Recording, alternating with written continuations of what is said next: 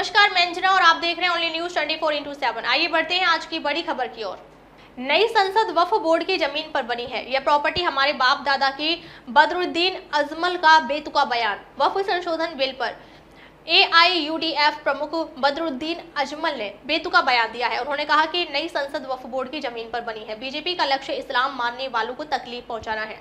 हमारे बाप दादा और पुरखों ने करोड़ों रुपए की संपत्तियां पूरे देश में गली गली में दी है। वक्फ संशोधन बिल पर JPC में मंथन चल रहा है। इस बीच AIUDF प्रमुख बदरुद्दीन अजमल ने बेतुका बयान दिया है। बदरुद्दीन ने कहा कि नई संसद वक्फ बोर्ड की जमीन पर बनी है। वक्फ प्रॉपर्टी की सूची सामने आई है। संसद भवन, इसके आसपास के इलाके, वसंत विहार से लेकर एयरपोर्ट तक वक्फ संपत्ति पर बने हैं।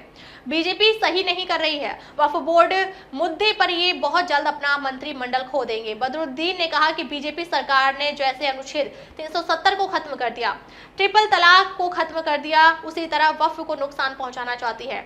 बीजेपी का लक्ष्य इस्लाम मानने वालों को तकलीफ पहुंचाना है। PM मोदी और अमित शाह का यही लक्ष्य है और वो ये कर रहे हैं। सरकार इसको हड़पना चाहती है। उन्होंने कहा कि इस मर्तबा उन्होंने सबसे खतरनाक काम किया है। हमारे बाप दादा और पुरखों के करोड़ों रुपए की संपत्तियां पूरे देश में गली गली में दी हैं। आज तक यह चलता आ रहा है और चलता रहेगा। सरकार इसको हड़पना चाहती है। सरकार चाहती है कि पूरे हिंदुस्तान में मुस्लिमों का नामो निशान खत्म हो जाए। यह 18 से 20% मुस्लिम ऐसी चीज नहीं है जिसको आप निकाल कर खा लेंगे।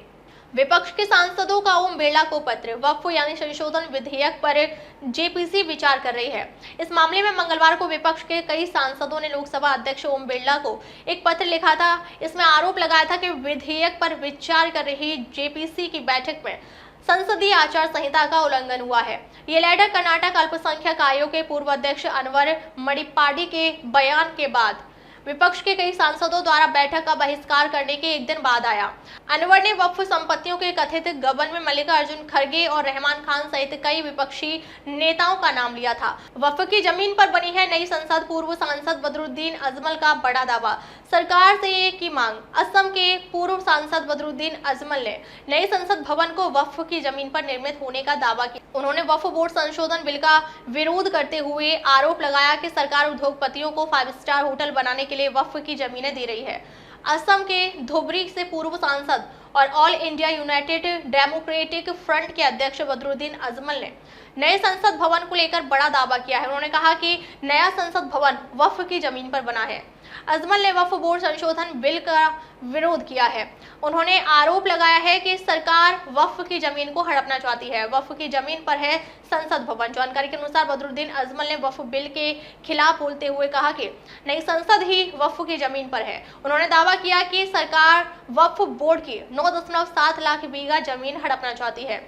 उन्होंने वक्फ की जमीन मुस्लिम समाज को सौंपने की मांग की है। मंगलवार को एक प्रेस कॉन्फ्रेंस में अजमल ने कहा कि सरकार को वक्फ की सारी जमीन मुसलमानों को सौंप देनी चाहिए। अगर सरकार हमें जमीन दे देगी तो मुस्लिम समाज के लिए शिक्षा, हेल्थ और अनाथालय का इंतजाम हम खुद कर लेंगे।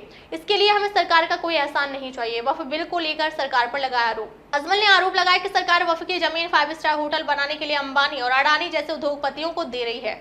उन्होंने कहा कि वक्फ की जमीनें हमारे बाप दादा और परदादाओं द्वारा हजारों साल से दिए जा रही जमीन है।